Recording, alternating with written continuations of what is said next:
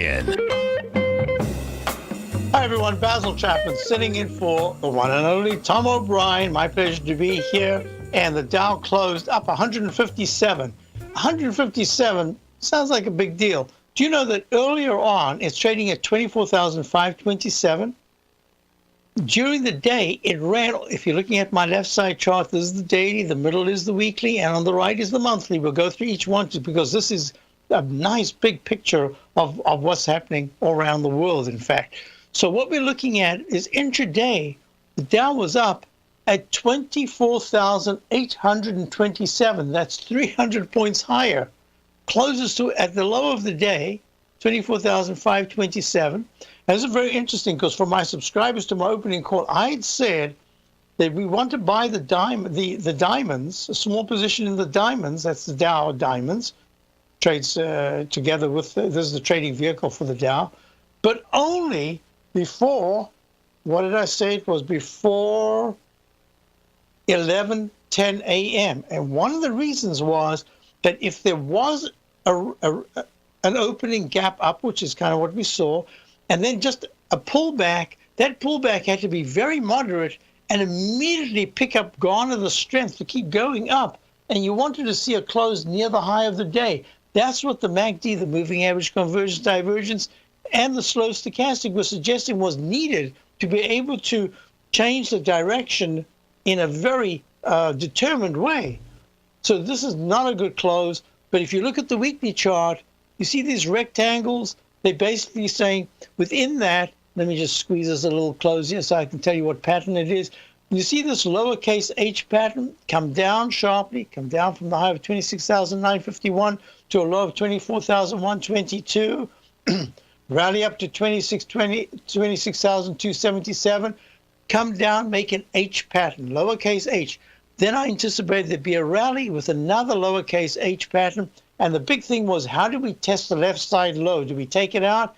Yes, we took it out. We went from 24,122 in October the 29th to 23,881 3 days ago. That's kind of difficult, and it means that the resistance on the upside has to be decisively pierced, and that even includes the 200-period moving average of 25,016. Need to see within days, by Monday, this coming Monday, you want to see the Dow up in the 25,100 or higher area, because any pullback here says, uh-oh, back to retesting, and now we've got a second rectangle formed with the same H pattern. This is the first H in the weekly chart. Here's the second one. Same thing. The MACD is very weak. Stochastic is trying to turn up, but it's really struggling at 27%. The monthly chart, excuse me, doing a lot of talking today. Did about 4 hours yet to TFNN. So the monthly chart shows you the high of January had very good technicals, but the high of October went to a higher high. It didn't close above the January high at all, hasn't yet. And the technicals are weakening. And that really says, be careful, because we're using up a lot of energy to the upside, but we're not getting anywhere. If, in fact, that energy dissipates, and by Friday we're looking at a Dow close below 24,000, say 220, about 300 points down from here, I would say to you, that's just not good action at all. So let's go on. You've got the S&P, which also closed up quite sharply, up 14, but nothing like intraday. It closed at 26.51. Do you know that intraday it was 34 points high? It went to 26.85, hit the 14-period moving average, the little black line right there.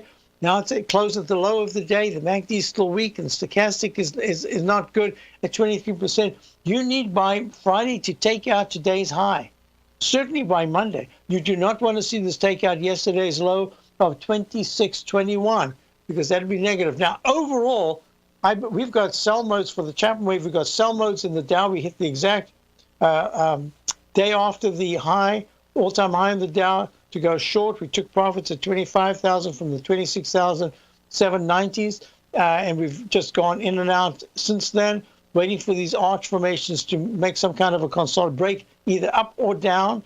And the S&P needs a close in the 28.15s is needed to really change the pattern. Needs to be done in December. Any close below 26, or I'd say 26 33, that area would be very negative. The QQQ, which is the NDX 100, NDX 100 is trading at 165.05. It's up 1.44. It was up much higher. It was up at 167.60.